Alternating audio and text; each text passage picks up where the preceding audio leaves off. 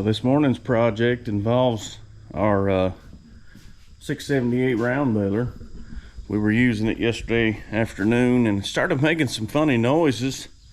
As it was baling along, it started making like a clicking, ticking noise that was pretty loud. You could hear it from the cab. So we noticed we had some kind of issue. Started doing a little investigating. We've actually got a guy on the way to help me do this. Here's what we ran into. The three main rollers here, if you can see right through here, this middle roller is getting a big crack in it, and as you turn the machine around by hand, the crack almost goes completely around. So the guy is a local guy. He helps us quite a bit with different things. He's going to come and actually do a little brazing on that. We're going to try to get through today and hopefully the rest of the year and maybe this winter. I don't know exactly the process of putting a new roller in there, but he's a little better at working with metal, more advanced with it than I am. Not to saying that I couldn't learn how to braze, but he can do it a lot easier than me. So it's always a fun process of brazing and hot metal falling on nice dry little stuff all over the place. So we're gonna keep the water hose close by. But he's supposed to be here in a few minutes, so we'll see if we can get this patched up and finish up our hay baling for the day. So we got her all fixed up here. Quite a bit of brazing has occurred. Might still be a little warm. So, but what we got into is we turned it around. It was actually cracked for the entirety of the drum.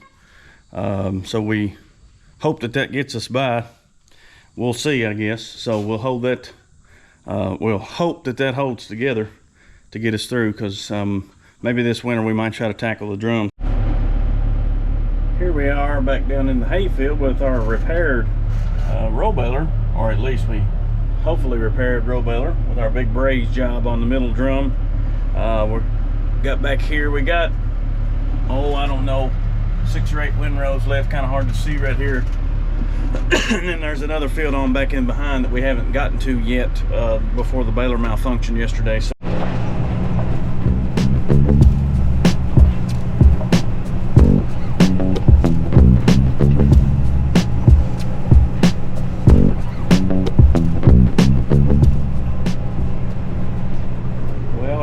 back in the back of the field. There's 3 major fields here. Basically there's one little spot there before you get back here, but this is the back end of the farm. Basically if you go on past here behind me, you'll drop off in the Rolling Fork River. So this is the end of the road, literally, as they say. And basically what I've done so far is I've made one round around the outside of this field to get the outside windrow out of my way, so that way when I turn around and all of these other little short windrows, I won't either be running over it or picking up part of it and leaving part of it and that sort of thing. Oh, and there's another bale I gotta let out. Be sure to mark my little tally mark right there so I keep track of it correctly. And I better shake the string. Everything looks good there. So just here in a moment we'll let this baby out. And there's the beak. And out she comes. Put the tailgate back down. Rolling hay is a fairly repetitive job.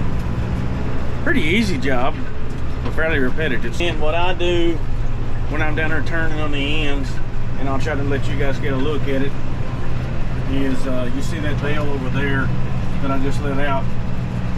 I go every other windrow, and that's just simply because it's a lot easier to turn, and you don't have to turn so sharp with your PTO running for your baler. It's just easier, and it's, you know, it's just about as quick, and it just keeps everything simplified. This hay's not super thick, so I can dry for a pretty decent way before I get another bale. Well, fun times are being had by everybody now. Let me explain what I mean.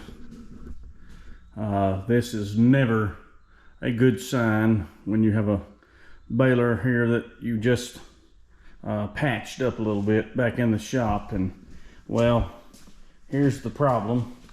This is the roller that we had repaired, brazed. Nothing wrong with the brazing job, it just didn't work. It broke completely inside the machine. So funny noises were being made and knew something was majorly wrong, and all of a sudden the fun was over. So luckily we got a fairly decent service manual that tells us how to tear into this thing, and you got to get the top roller out of the way from inside the machine to get to the new middle roller that you see laying there. And those are cheap, so next time you buy one, just go ahead and get two, and not so much. But now our problem that we're running into is the bearing that goes in the end of that. When this old one broke and snapped and bent violently, didn't do the bearing any favors. And luckily New Holland doesn't just sell the bearing, they sell a kit with the whole new gear tooth in it for only 400 bucks. So we're at a bit of a dilemma trying to figure out what to do there. And that's not the worst of the problem, actually, believe it or not. When that thing came apart, broke in two, it caused all sorts of other issues. Yeah, that goes in this area with the drive shaft of the baler that is no longer connected. Let me get my light so you might can see better. See there how it's completely and thoroughly snapped and broken. So trying to figure out a way to work on getting a part of a shaft to fix this. Yeah, fun times are being had. So we obviously didn't get the hay baled today. Don't exactly know what we're going to try to get into to fix it. Didn't really get too much filming of the tearing down procedure, mainly because it was just before 5 o'clock and we were in a hurry to try to call the parts dealer, see if they had parts. Mom actually happened to be in town, and that's how we got this big guy. But that was just before we realized our driveline issue up there. So may have to make another run to the parts dealer and see what they got on hand. Hopefully they got something that we need. But let me get a light here. This is the gear assembly, and there's a bearing that rides in there. Actually, here it sits. It sounds a little dry, a little stiff, but like I said, you can't just buy the bearing. You got to buy the bearing already made into this assembly.